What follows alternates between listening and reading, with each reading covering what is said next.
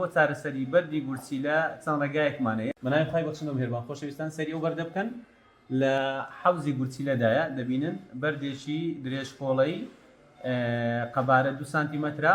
طبعاً ئێمە بۆ چارەسەری بەردی گورچیلە چەند ڕێگایەکمانەیە یاخود بەرباداسوونی بۆکەین یان چارەسەری پێدەنی فڕێ بدا یاخود بە شکاندنی بە فیشکە یاخود لە ڕێی بۆڕیەوە بە لێزەر دەیکەینە ڕەمەڵ یان ئەو تێکونشتێ دەکەین و لە ڕێگای کوونەکە بە ساغی سەحبیەکەین. ئەم بەردە لەبەرەوەی قەبارەی گەورەیە و ڕقە بۆ یەکونەشی گچکە لە گورچیلاکەین و بەردەکەش بە ساغی سەحبەکەین. بە هیوای سەلامەتی بۆ هەمولایەت زۆر سوپاس. خۆشەویستان ئەوەش دوایین پارچەیە دوای ئەوەی بە لێزەر کرمانە 4 پارچە و پارچەکەشمان هەمووی سەحب کرد. سوپاس بۆ خوای گەورە هیچ پاشماوەی بەردەکە بەجێ نەماوە و ڕێنمایشی پێدەین هەتاوەکو لە داهاتوودا هیچ بەردێک دروست نەکاتەوە. زۆر سوپاس بۆ هەمولایەت.